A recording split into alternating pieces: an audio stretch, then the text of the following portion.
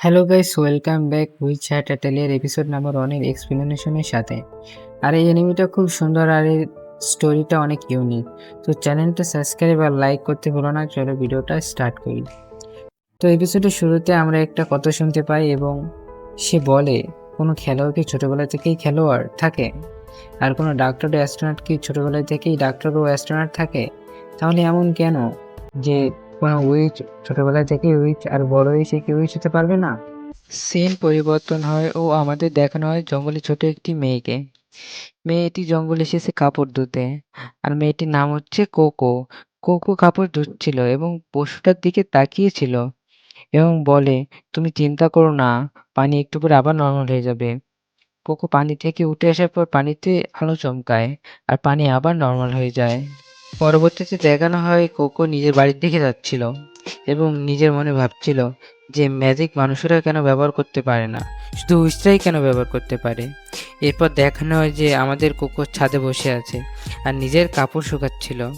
হঠাৎ বাতাসে কাপড় উড়ে যাচ্ছিল এবং কাপড় ধরতে গিয়ে দেখে উড়ন্ত ঘোড়ার গাড়ি। তাই দেখে কোকো ছাদ থেকে তাড়াহুড়ো করে নিচে নামে আর মাকে ডাক দিয়ে বলে, দেখো মা, উড়ন্ত ঘোড়ার গাড়ি এসেছে, বলে নিচে নামে আর দরজা খুলতে গিয়ে একজনের গায়ে লাগে।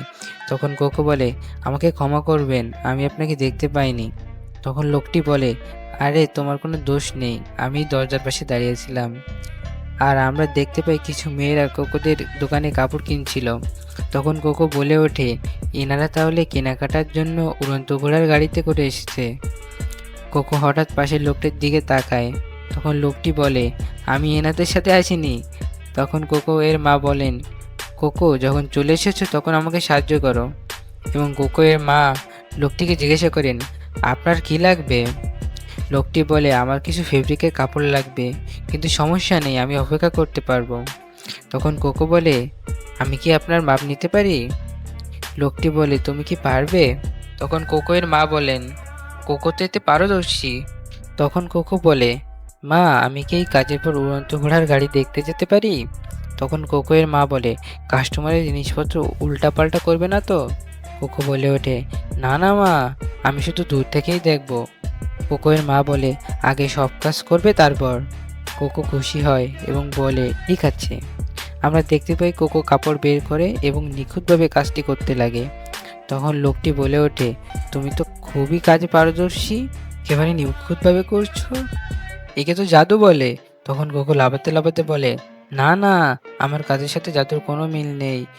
জাদু তো একে অনেক বেশি মিস্টিরিয়াস আর অনেক স্পেশাল, এত সুন্দর যে সারাদিন দেখতেই থাকি। কোকো হঠাৎ করে বুঝতে পারে এবং বলে, আমি এসব কি বলছি? তখন লোকটি বলে, মনে হয় জাদু তোমার অনেক পছন্দ, তুমি কি আমাকে বলবে এটার কারণ কি? কোকো বলে, আমি যখন ছোট ছিলাম তখন ক্যাস্টেলে অনুষ্ঠান দেখতে গিয়েছিলাম। ওইখানে আমার একটা জাদুকরের সাথে দেখা হয়েছিল। তখন ওই জাদুকর বলে, তুমি কি জাদুর বই কিনবে? তখন আমি বলি, জাদু দিয়ে কি হয়? তখন ওই জাদুকর বলে, জাদু হলো এমন এক চমৎকার যা দুনিয়ার রং ভরে দেয়, যেমন উড়ন্ত ঘোড়ার গাড়ি। যেখানে যেখানে তুমি পা দিবে সেখানে সেখানে আলো জ্বলে উঠবে, একেই জাদু বলে। তখন আমি জাদুর বই কিনে নিয়ে মায়ের কাছে যাই। মাকে বলি, দেখো মা, আমি জাদুর বই কিনেছি, আমি বড় হয়ে জাদু করে দুনিয়াকে রং দিয়ে ভরিয়ে দেব। তখন মা বললেন, তুমি এটা পারবে না, কারণ জাদুকর জাদু শক্তি নিয়েই জন্মগ্রহণ করে, আর তোমার কাছে তো কোনো জাদু শক্তি নেই। আমাদের মতো সাধারণ মানুষ কখনোই জাদু করতে পারবে না। তখন আমি বলি, দেখো মা, আমি পা দিতেই নিচে আলো জ্বলছে। তখন মা বলে, আমাদের বাড়ি যাওয়ার পরে যদি এভাবেই আলো জ্বলে তাহলে আমি বুঝবো তুমি জাদুকর হতে পারবে। কিন্তু বাড়ি পৌঁছানোর আগেই পায়ের নিচে আলো জ্বলা বন্ধ হয়ে যায়। তারপর থেকে আমার জাদু দেখতে এত পছন্দ, তখন থেকে এখনো আশা ছাড়িনি। আর তখনই বাইরে থেকে একটা শব্দ হয়। সবাই গিয়ে দেখে দুইটা ছেলে তাদের উড়ন্ত ঘোড়ার গাড়ি উল্টে ফেলেছে। তখন মেয়েরা বলে, কেউ আমাদের গাড়ি ভেঙে ফেলেছে, এখন বাবাকে কি জবাব দিব? তখন কোকো এর মা দুইটা ছেলের মাথা নিচু করে বলে, আমি আপনাদের কাছে ক্ষমা চাচ্ছি, বাচ্চারা না বুঝে করে ফেলেছে, তাদের ক্ষমা করে দিন। মেয়েরা বলে, ক্ষমা চেয়ে কি হবে, আমরা কিভাবে বাড়ি যাব? তখন সেই লোকটি বলে, আমি এটা ঠিক করে দিতে পারি, মনে হয় না বেশি কিছু হয়েছে। মেয়েরা বলে, আগে বলেন আপনি কে? তখন লোকটি বলে, আমার নাম হলো কিফরি, আর আমি একজন জাদুকর। মেয়েরা বলে, আপনি এটা কি ঠিক করে দিতে পারবেন? তাহলে তো আর সমস্যাই নেই। কিপ্রি বলে, আপনারা চিন্তা করেন না, গাড়ির নিচে থাকা মন্ত্র মুছে গেছে, শুধু সেটাই ঠিক করতে হবে, কিন্তু আমি এটা বাইরে করতে পারবো না। তখনই কোকো বলে ওঠে, আপনি চাইলে আমাদের দোকানের ওয়ার্কশপে করতে পারেন। তখন কোকো মনে মনে ভাবে, তার মানে ইনি সত্যিকারেরই জাদুকর। এই বাহানায় আমি ইনাকে জাদু করতে দেখতে পারবো। আজ নিজের চোখে জাদু করতে দেখবো। সিন পরিবর্তন হয় ও আমাদের দেখানো হয় কোকো দরজার সামনে বসে আছে এবং সে মনে মনে ভাবছে, জাদুকর তাকে বলেছিল যে যতক্ষণ না আমার জাদু করা শেষ হচ্ছে ততক্ষণ তুমি দরজার সামনে বসে থাকবে, যাতে কেউ ভেতরে আসতে না পারে। এবং ঘরে ঢোকার আগে আবার বলে, যাই হোক না কেন ভেতরের জন্য কেউ আসতে না পারে। কোকো আবার ভাবে যে দুনিয়ার সব জায়গায় জাদু আছে, শুধু জানি না কিভাবে সেটা ব্যবহার করতে হয়। এই সিক্রেটটা শুধু জাদুকররাই জানে। তখন দেখা যায় দুটো ছেলে পাশ দিয়ে কোথায় যেন যাচ্ছে। তখন কোকো গিয়ে দেখতে পায় তারা তাদের ছাদের উপর ওঠার চেষ্টা করছে। তখন কোকো বলে, বদমাশরা কি করছো? একজন বলে, ধরা পড়ে গেছি। আরেকজন বলে, আরে এ তো কোকো। তখন তারা সবাই মিলে জানলায় উঁকি মারার চেষ্টা করে, কিন্তু তারা জানলা খুলতেই দেখতে পায় জানলায় কাপড় দিয়ে ঢাকা। ছেলে দুটো নিচে চলে যায়। তখন কোকো ছাদ দিয়ে ঘরের ভিতরে ঢুকে বেড়ার ফাঁক দিয়ে তাকিয়ে দেখে জাদুকর কিফরি ছবি আঁকছে। তাই দেখে কোকো ভাবে, জাদু তো কলমে, তার মানে ওইটা জাদুর লাঠি না, ওইটা কলম। জাদু মন্ত্র পড়লে হয় না, জাদু আগাতে হয়। তখনই কিপরি বলে ওঠে, কোকো কাজ শেষ। তাই বলে কিপরি দরজা খুলে কোকোকে জিজ্ঞেস করে, কি হয়েছে কোকো? কোকো বলে, এত তাড়াতাড়ি শেষ? সিন পরিবর্তন হয় ও আমাদের দেখানো হয় উড়ন্ত ঘোড়ার গাড়ি উড়ে চলে যাচ্ছে। একটু পর কিপরিও চলে যাচ্ছে। কোকো এর মা টাটা দিয়ে বিদায় জানাচ্ছিল। তখন কোকো এর মা কোকোকে বলে, তুমি ছোটবেলা থেকেই জাদুর জন্য পাগল ছিলে। আমি তো ভাবছিলাম তুমি জাদুকরের সাথে যাওয়ার বায়না ধরবা। অসুস্থতা তোমার বাবাকে আমার থেকে আলাদা করে দিয়েছে। এখন তুমি যদি চলে যাও তাহলে আমি কার জন্য বাঁচবো? তখন কোকো বলে, কখনোই না মা, আমি আপনাকে ছেড়ে কখনোই যাব না। আবারও সিন পরিবর্তন হয় ও আমাদের দেখানো হয় কোকো এর মা রান্না করছে। আর রান্না শেষে তারা খেতে বসে। খাওয়ার শেষে কোকো বলে, ঘুমাতে যাচ্ছি মা।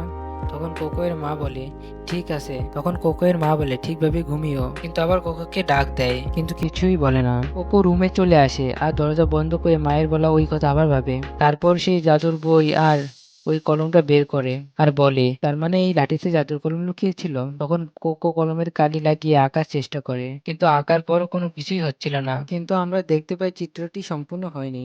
একটু পর কলমের কালি থেকে এক ড্রপ সেই অসম্পূর্ণ জায়গায় পড়ে আর সাথে সাথে আলো জ্বলে ওঠে আর জাদু কমপ্লিট হয়। আর কোকো তো খুশিতে পাগলই হয়ে যায় এক প্রকার আর বলে, কেউ দেখতে বারণ করেছিল, এখন কি সাজা হবে আমার? তাই বলে আবার আঁকতে শুরু করে। সিন পরিবর্তন হয় ও আমাদেরকে দেখানো হয় একজন লোক শুয়ে আছে। কাছে যেতেই বুঝতে পারি এ তো কিফরি। কিফরি কি যেন ভাবছিল আর হঠাৎ বুঝতে পারে কে যেন জাদু করার চেষ্টা করছে। সিন ঘুরিয়ে আবার কোকো এর কাছে নেওয়া হয় ও দেখানো হয় কাগজের জাদুর মাধ্যমে আগুন ধরে গেছে। কোকো বলে ওঠে, নিভে যা, না হলে সব জ্বলে যাবে। তারপর কোকো বই বের করে এবং ছাপ দিয়ে স্পেল আঁকতে শুরু করে আর সত্যি সত্যি এঁকে ফেলে। আর একেবারে শেষ মুহূর্তে গিয়ে আমাদের কিফরি কোকোকে বাঁচিয়ে বাইরে নিয়ে আসে। আর কিফরি বলে, কোকো তুমি এ কোন স্পেলের ছবি এঁকেছো? তখন কোকো বুঝতে পারে না কিপরি কোথা থেকে চলে এসেছে। যখন তারা নিচের দিকে তাকায় তখন দেখতে পায় সবকিছু বরফে ঢেকে গেছে, এমনকি কোকো এর মাও বরফে জমে গেছে। এখন এটা দেখে কোকো সহ্য করতে পারছে না। তখন কিপটি বলে, কোকো তুমি কোন স্পেল করেছো, এটা আমাকে বলতে পারো? কোকো কিছুই বুঝতে পারছে না আর কিপটিকে মেরে যাচ্ছে। কিপটি বুঝায় আর বলে, কোকো তুমি বুঝার চেষ্টা করো, তোমার মা অলরেডি বরফে জমে গেছে। এখন তোমার মাকে বাঁচানোর একটাই উপায়, তোমার আমাকে ওই স্পেল সম্পর্কে বলতে হবে। কিন্তু আমি এখন তোমার সব স্মৃতি মুছে ফেলবো। আমি মোটেই রিস্ক নিব না যে তুমি আমাদের স্পেল সম্পর্কে জানো। তখন কোকো বলে, আমার সাথে এমনটা করবেন না, আমি আমার মাকে বাঁচাতে চাই। তখন কিপরি বলে, আচ্ছা ঠিক আছে, আমি তোমার স্মৃতি মুছবো না। আর তোমার যদি মনে থাকে ওই বইগুলো কেমন ছিল তাহলে তোমার মাকে বাঁচাতে পারবো। তখন কোকো বলে, আমার ওই বইগুলো মনে আছে আর আমি ওই বইগুলো খুঁজে বের করবোই আর আমার মাকে বাঁচিয়ে ছাড়বো। আচ্ছা ঠিক আছে, আমি তোমার স্মৃতিগুলো মুছে দিব না। কিপি বলে, কোকো এতদিন তুমি হিউম্যান ছিলে আর আজ থেকে আর এখন থেকেই তুমি উইচ।